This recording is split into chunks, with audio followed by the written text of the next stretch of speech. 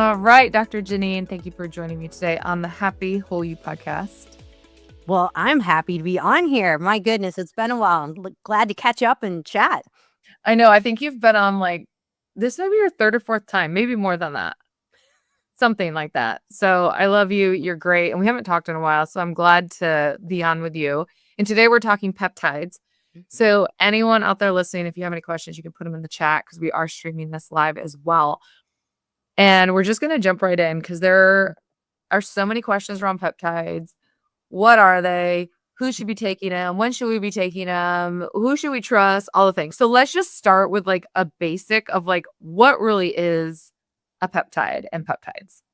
A peptide is a small protein fragment that is designed to signal a certain response in the body. And right now, everybody kind of knows about the weight loss peptides. And sometimes people think that that's the only ones that are out there. But actually, we have lots more that were created back in the 70s. And so we have a whole bunch of things and have been playing with them for the last 10 years. But I'll talk about this. The industry is a little sketch. It seems it's not anymore. Let me say that. But it used to be a little sketch because I'd have to be like, so we're going to order some research peptides from Mexico. And then somehow they're going to get shipped to you, but you can't use your credit card. You've got to use your check, like your electronic check. I mean, it was super weird back in the day. So trying to explain it to people, unless they were super into biohacking and doing all the things, it was like, what kind of doctor are you again? What are you interested in? So yeah, peptides are small protein fragments that signal all kinds of different things for the body. Yeah. Okay, so you take these peptides in. Why should someone take it? What is it signaling? And you said there's different types of peptides. So can you kind of break down maybe the different categories and what they're going to do for the body? Absolutely. So when you're thinking of these peptides, you're thinking of rejuvenating something. So kind of like the theory of hormone replacement therapy, but this would be kind of like peptide replacement therapy, except we're not really replacing, we're just helping the body along. We're kind of giving a little nudge.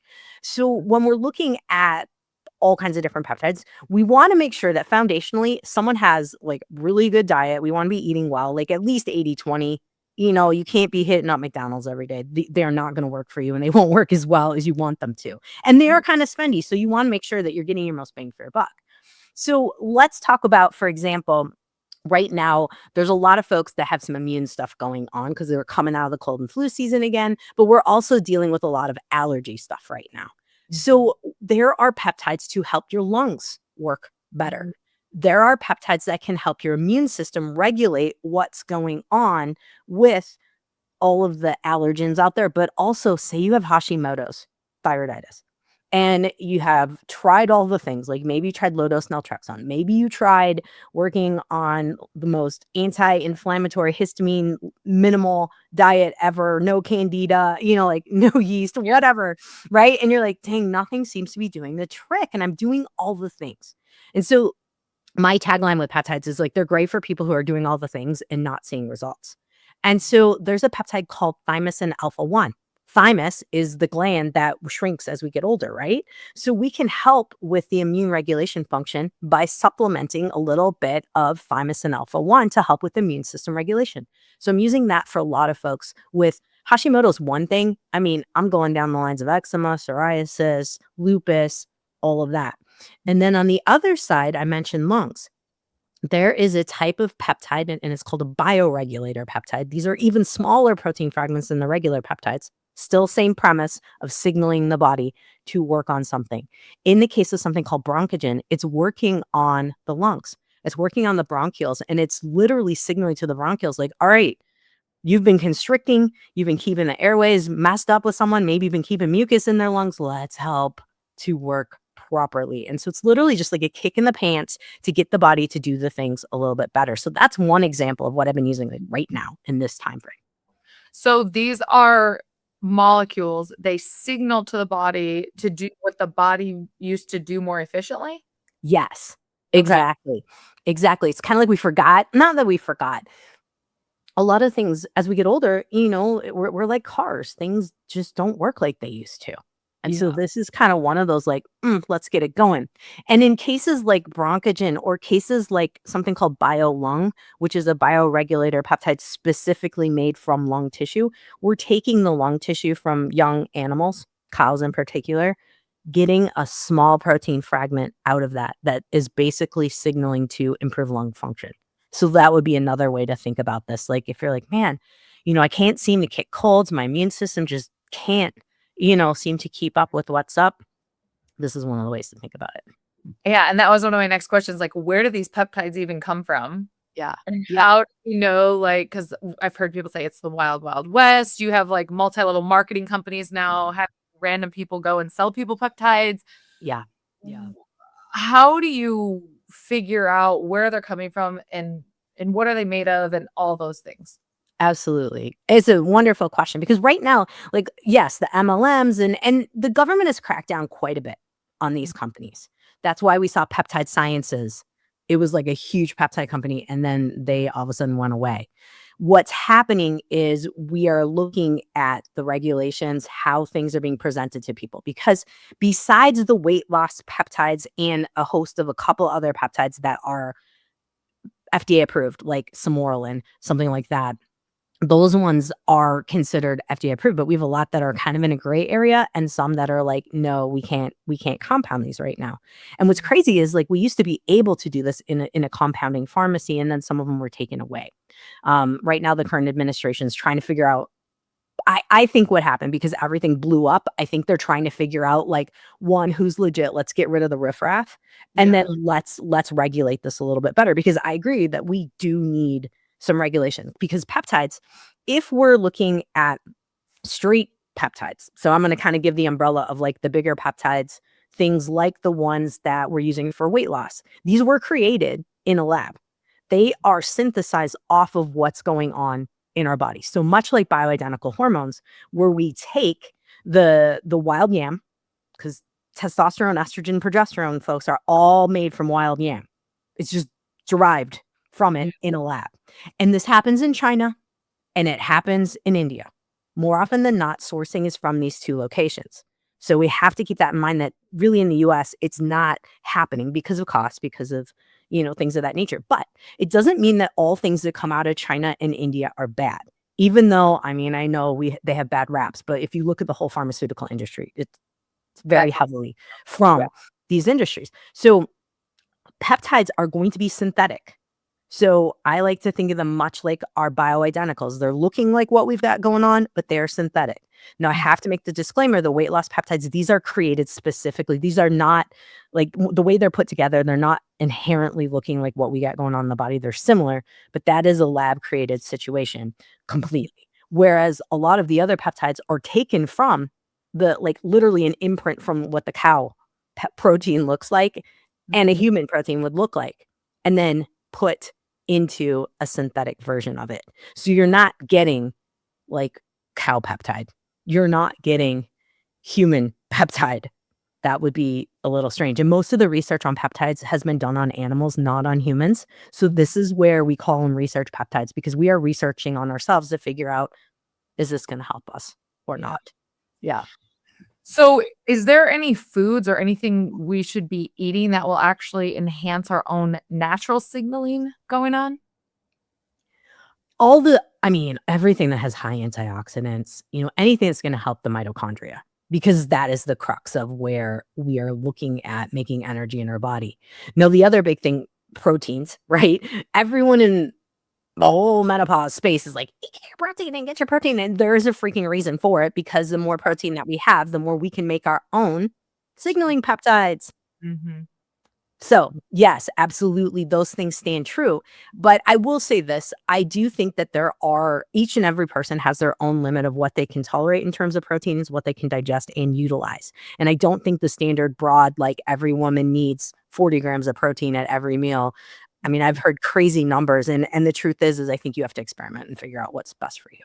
Yeah, absolutely. I know my goal is like 30 gram 3 times a day. Like that's because I want to get to that 100 mark because I have found if I don't get to 100 grams of protein a day, then I just start feeling like really off. because I can go all day like without eating because I get so busy on working with clients or like doing podcasts like this, or like I've been writing so much lately. And I mean, I remember I called you and I was having literally a nervous breakdown.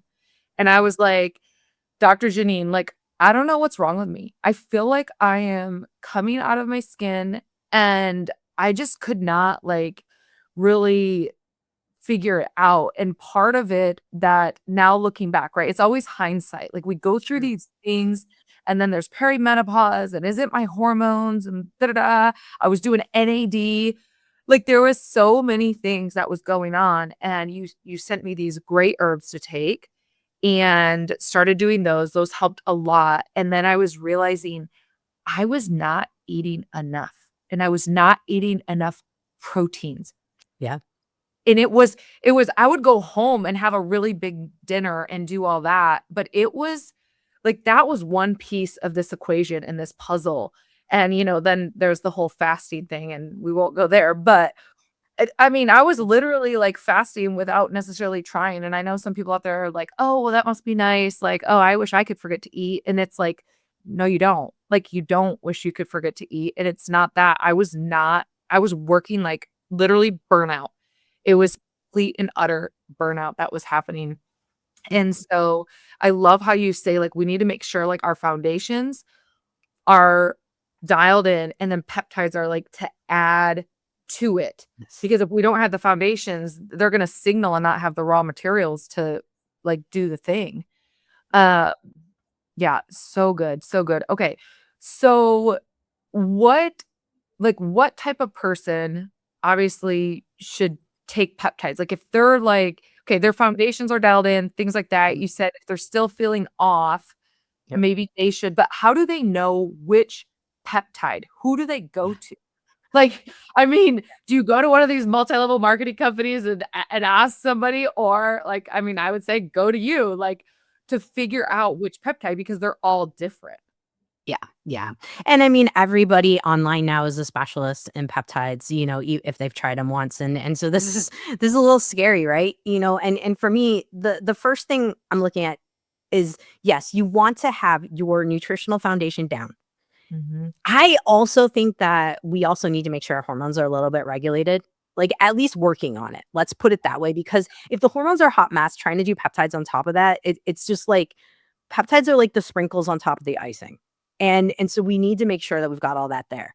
And so I tend to see peptides for folks who have like they've done the detoxes, they've done everything, and they're like, what gives this particular organ or this particular situation just keeps coming up. So maybe it's an autoimmune thing. So we work on thymus and alpha 1, we work on the immune system. Maybe it's pain. We're working on something called BPC 157 for tendons and ligaments, or we're working on TB 500, which is for muscles. Mhm. Now, what's really popular right now is Glow and Clo, these particular peptides that I hate that they had to have a name like that because seriously, but whatever. So they're combination peptides and they have copper in them. The one problem with copper, well, there's two problems with copper. One, it can cause a lot of histamine reactions in folks. So if you already have high histamines, that is not a thing you want to be doing because you're going to get hives for every injection. And some people just want to ride it out and try it because the body will eventually get used to it. But that's one thing. The other is if you have copper toxicity and you try to put a copper peptide into your system, it's gonna go south. And I've done this to people. That's how I know. I mean, unfortunately, it Yeah, by it happens. practice. I've made all the mistakes. I've made all the mistakes. And so copper DHT is really popular right now for skin and for hair growth. But if you're looking at your body and you're like, I'm breaking out in rashes and I have hives and I want something to make my skin look better, that is not the option for you. Maybe TB 500 and BPC 157, the Wolverine blend is what they call that one. Also eye roll. But I would say that I would probably even start with something simple called BPC 157 for the skin if you're gonna do something like that. And so you asked me, and I can go in a lot of tangents, but I'm gonna come back because you asked, like, how do we find a solid brand? How do we find someone that we know what they're doing? Right now, in the state of where things are at, a lot of people have found their companies and they're like, I swear I get results. Okay, cool. Go back and look at their white papers. Like, you wanna look and see if they have white papers, you wanna look and see where did their products come from. You want them to show you where did they purchase them. We want the MDS, like the sheet on them that Mhm. says, "This is what it is," and then we wanna make sure it's been tested and third party tested. Now here's the crappy part, literally, about the universe. We can pay people off for clean testing, which Mhm. sucks, and I hope that a lot of these companies aren't doing that. I have 3 companies that I specifically work with, and I don't vary from there. Now, I have patients that are coming at me all the time saying, "Well, I use this company, it's great. Why don't you like them?" Well, Yeah. I don't have enough time to try all these different companies, but the truth is I am looking for criteria, and if I don't see that criteria, then they're off my list. Yeah. And we're gonna see more companies starting to shut down as the government regulations get even stronger. We saw it after the beginning of the year. There's probably gonna be a couple more shakeups as we move through 2026, and that's why peptides are volatile. But I use BioLongevity, number 1. 3 reasons why I use them. I know one of the owners, and I know that he's on a mission to keep the peptide industry on the up and up. So this is Jay Campbell. And so BioLongevity.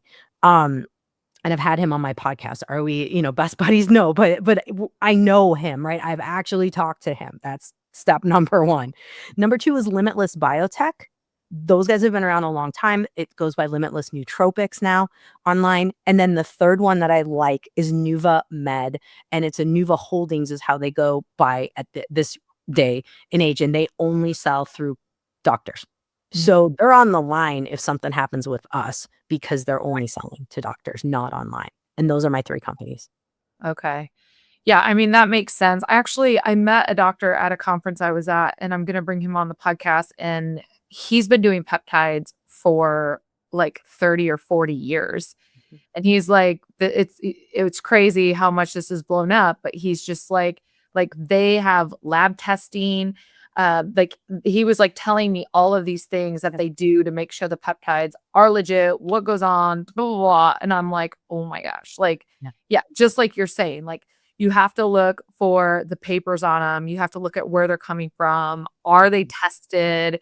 I mean, there's so much that goes into it, and I have people every day that ask me, "What do you think about peptides?" Da, da, da, and I'm like, "I don't know." Like, that's not my Yeah. specialty, and, I mean, am I open to experimenting with them? Yes, but under the right care, under the right supervision. Logically, they make sense to me in the signaling to the body, but then also those foundations of health have to be dialed in for sure, before adding those in, so I love that we're having this conversation because a lot of people are curious and are wondering and are asking, and then they're getting peptides from like random sources, the guy at the gym. Yeah, they're like Yeah. literally, I know someone who is literally getting peptides from, I think she said it was Texas. I think it was Texas. And she's like, "Oh yeah, girl, I can get them for like so cheap. I get them from this guy in Texas." And then she resells them. And I'm like, I really think that's like illegal.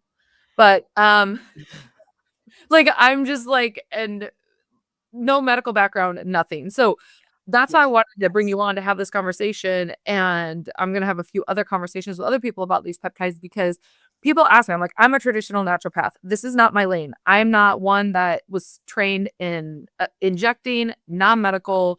So I'm all about the natural stuff, but I'm also not against peptides if it's like something we can explore and learn and do safely. Yeah. Um, Yeah. so yes, and then, I know one question that, my assistant actually had. She was like, "Hey, I hear a lot about these blends, like, when they blend them together, like, it's not like you're just getting, like, one peptide, you're getting a blend of peptides. Is there I mean, how do you feel about that? I mean, is that, like, do you wanna get them individually, or are blends safe? Is that how do you, like, know how much to take and all that stuff?" Sure. So this is where we have standardized kind of, no, that's not the right word because standardized implies that we have regulation. We don't. There are I would say clinical levels of what you would inject that you've found to be beneficial for folks. There are plenty of websites right now that still will give you all kinds of advice on your own. And at the end of the day, it is individual. But if we're looking at the blends, so that would be the things like the Glow and the Clo. Those are the most popular. Wolverine blend is the combination of TB 500, which is for the muscles, and BPC 157 for the tissues. And then there's capsule blends. There's some really great ones for the gut. Like there's one called Gut Feeling, there's from Integrated Peptides, and there's another one called BioGut Pro from BioLongevity. I love them because it can keep me from giving people 85 supplements to fix the gut, which is nice. It is Yeah. very nice. And it's really great for folks who are doing hormones. They just feel the bloaty, gassy, just nothing's working. The diet change isn't shifting. These are nice to add in and see if they help. But back to your original question on the blends. Yes, they are safe. Yes, they've figured out like what peptides you can blend together. And most of the peptides do well together. They're just protein. So if you put them together, as long as you're not putting like bromelain in there, now that's a whole don't do that. Don't do that. Because that's gonna blow them apart because the bromelain digests peptides. So anyway, you put them together, fine. The Glow and Clo, the issue with that was that copper GHQ in there. I see. The copper can cause the histamine reactions, and we need to be aware of that. And there's also like a peptide specifically for mitochondria called MOTC that can cause some pretty nasty hives too on folks at the injection site. I'm not talking whole body, at the injection site. And so yes, you do want to be careful, but the truth is like yes, there are blends that work just fine together. They've been researched to go together, and those are just a few of them. There are other ones too. Yeah. Okay, what am I not asking you about the peptides that I should be? Maybe wait, I do have one. Is there long-term negative effects Mhm. from using peptides? That's a great question.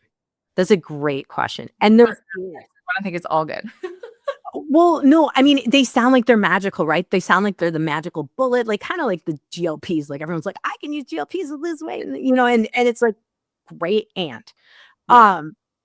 all of the peptides, we have to think about it because they're signaling molecules. They're signaling your body to do something. If you keep taking them and don't give them a break, could you oversignal? Yes. Could you create a tumor? Potentially, because you are telling your body to do something over and over and over again. And so there is concern about BPC 157 in particular because it's a tissue healer. Could it cause overhealing and create a tumor? It's possible. Have I had it happen in the decade plus I've been working with peptides? No. BPC was my gateway peptide drug. I found it to be so beneficial for patients that had tendons and ligaments, sprains and strains that I actually stopped using platelet-rich plasma injections in my office because I was like, this is a lot of messing around and I can teach someone how to inject themselves. So I'm going to do this. But at the end of the day, and I'm not saying that platelet-rich plasma doesn't work, folks. I think it's amazing. It's been really beneficial for my knees. My knees are very thankful for that. I did it like 4 or 5 years ago, quite a few times. It's amazing. I think just at the end of the day, for me in my practice, it was easier. But here's where I'm coming from, and I'll kind of circle back here too with your question about the negatives is that we have to cycle these things. There's like 8 weeks on, 8 weeks off. There's 8 weeks on, 2 weeks off. There are some legit things you want to be thinking about in terms of cycling. And if you watch a lot of the folks who've been doing this a while, they're going to tell you, how do you prevent drama and issues with peptides? You cycle them. And this is one of the biggest problems we have right now with the GLP-1s. They're not getting cycled. People are on them continuously, and we wonder why people have Ozempic face and butt, in addition to constipation, gut function issues. And then also, because we'll get to a point where they'll be like, oh, I'm not losing more weight, better take more. No, take a break. Let your receptors. Yeah. Oh my gosh, I can't tell you how many people are on GLP-1s, and we started doing colonics here, and they come in because they are not pooping. Yeah. Like, not like going like once a week, maybe twice a week, and it's barely anything. Yeah. Like crazy, no digestion function, no going to the bathroom, and yeah, it's pretty scary actually. It's not great. And then, like, I'd be lying if I said that I haven't had people have that too, because I mean, it is. And so I have take your stock out in magnesium. Just if you want an insider stock tip, go get a bunch of magnesium. Because that's pretty much, what will counter it. But the problem is like, yes, what are the long term? What are we looking at long term? Now, have I used all these just to see what would happen with me? Absolutely. Have I made myself sick just to see what would happen? Yes. because I wanted to know, like, how much was the upper end of the limit and what happened to my gut. Yeah. I do not like rabbit shirts Yeah, no. from not being able to. Does not feel good. And then there's abdominal pain. And then, so side effects, the biggest side effects that you see with most peptides are going to come in the GLP-1 realm. The other stuff you're not going to see much. Like, I would say in all of my time using the BPC 157s and TB 500s and the thymosins, like, it either works or it doesn't. That's like our end game on folks. But I'm also very strict about, this is the dosage I want you to do. I walk everybody through how to inject, because this is a problem. And this is a big problem, and this is something I think we need to talk about, is that you want your provider, whoever's gonna educate you on this, to walk you through how to inject and how to reconstitute, because the peptides that we're getting on the research market, they're not reconstituted. We have to add water to them. We have to add bacteriostatic water to them. And when things go from milligrams to milliliters, and then we're looking at units on a insulin syringe, people's minds become blown as to, like, the mathing. It becomes overwhelming. You want your provider to walk you through it at least 2 to 3 times before you're like, okay, I'm good. And this is what we do in our office, in our clinic in Wisconsin. We actually do a lot of, like, hand holding. And I want it that way, because I've had people think they knew what they were doing and then take a whole vial and then Oh, wonder why they don't feel well. Well, yeah. Yeah. that's a problem. That's a problem. And that's what I worry about on the, you know, gym market, because the same person that's selling the peptides is also selling Anavar and growth hormone. And, Oh, like, this is the gym world. Like, yeah. for those of you who have never been in a legit, like, powerlifting or, like, Olympic lifting gym, if the people, or even the fitness training, like comps, if they're doing one that's not natural, meaning if you're doing a natural one, they're going to test you for these things and they will show up in the blood. So you have to think about that. These are not, like, so if you have anybody in your family that is an athlete, these are going to basically pop you for drug Mm, use. And yeah. it's because you're cheating, you're doping. So Yeah. you have to think about that. But the other side of it is the gym folks. Yeah, that this is, ever since I got deep into the gym world, yeah, you can get anything you want in the gym. Anything you want. Just talk to the right person. I can tell you exactly who to look for too. The right guy. Oh my gosh. Yeah. Okay. So you were talking about injection sites. Are Mhm. there certain sites where you should be injecting the peptides, where you should not be injecting? Yeah. Typically, subcutaneous is the most common. Now, What does that intramuscular, mean for people that don't understand? Like, they're like, big words, big words. big words, Dr. Jannine.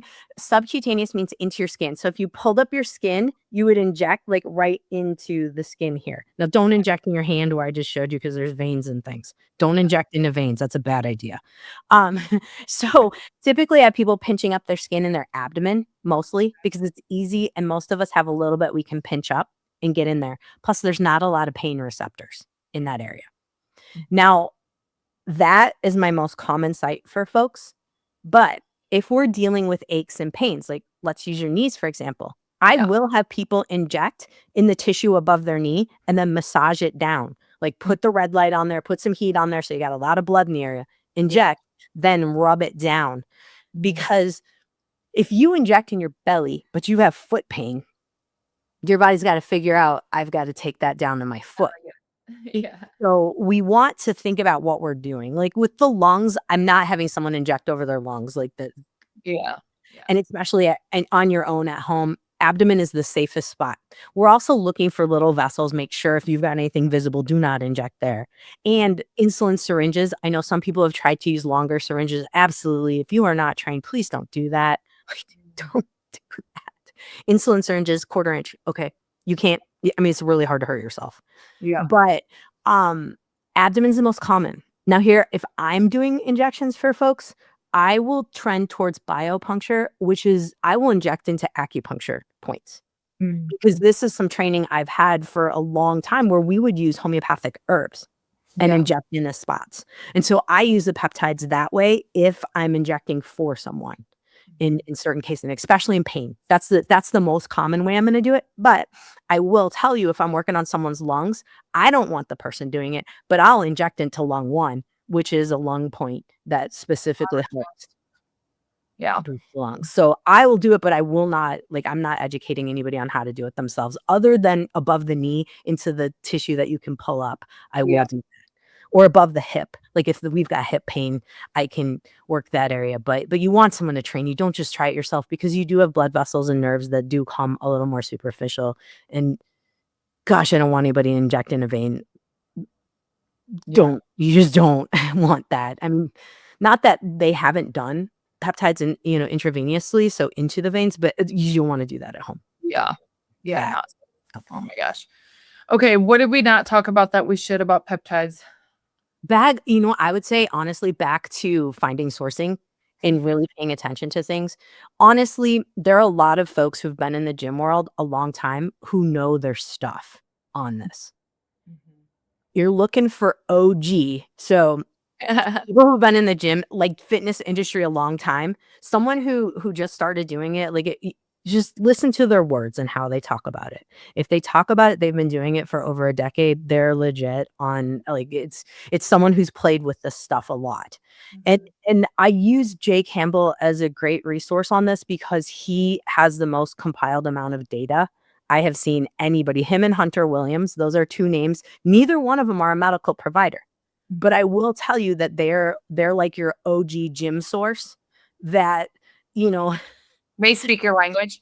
right, that speak my language in terms of how I understand these to work, but also because I know that they've tested them out, because we have to keep in mind that if we look in the conventional medical space on all the research, it's all on mice and animals. And Vladimir Kavinson, so just to give folks a little perspective back on the history, Vladimir Kavinson, who was not Gorbachev, Putin's medical advisor, he was the one who created these things. And unfortunately, he passed at 77, which these are supposed to be considered longevity. But I think at the end of the day, we need to be thinking about these as like, if you've got some part of your body that you need to improve the function of, that's how you want to use these. But he was researching this in the 70s. It didn't come to the US really till like the 80s, 90s in the gym world. And then a lot of us didn't start to hear about it. I would say 2010 in the gym world is where I started to really hear musings about BPC 157, something called cerebrolysin, which they don't have in the US, but this is a brain booster. There's CMAX and Selank, which are two nasal sprays. So peptides don't all have to be injected, by the way, folks. There's some nasal sprays that are awesome. And so those ones started to come out. And then another progression of it was in before COVID. I was using a lot of nasal sprays for folks that had candida, like yeast in their oral cavities and in their sinuses.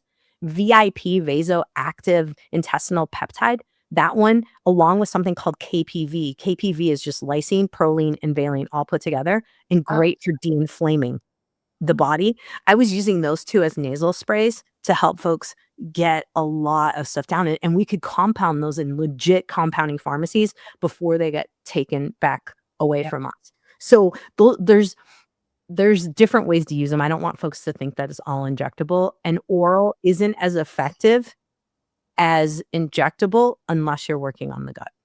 So. Yeah. That's one of the things we're going to dive deep in with another guest I'm having is oral peptides. Yeah.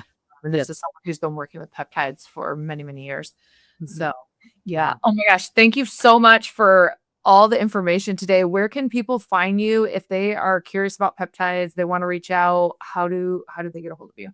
Yeah. You can hit me up on Instagram at Dr. Jannine, Jannine, Krause, Krause, or you could head over to my website at Dr. spelled out JKRAUSEND.com. Hit me up in the info. You can ask a question, or if you want to get some more clarity, I do calls for 15 minutes and usually they're over that, but we could do clarity calls. They're $55. You just jump in and we can give you all the info you want, and I'll give you all the resources that you could possibly handle when it comes to peptides. Yeah, clarity call. I love that name. That's so good. Oh my gosh. Okay. And then your website and your on Instagram have been scrolling at the bottom of this screen. So if you're listening as well, we'll put stuff in the show notes, but also it'll be on the YouTube and the LinkedIn and the Facebook page. So you can go back and check this out. So Dr. Jannine, thank you so much for popping on with me. Hey, my pleasure. Always happy to come on. Thanks for having me, Dr. Anna Marie.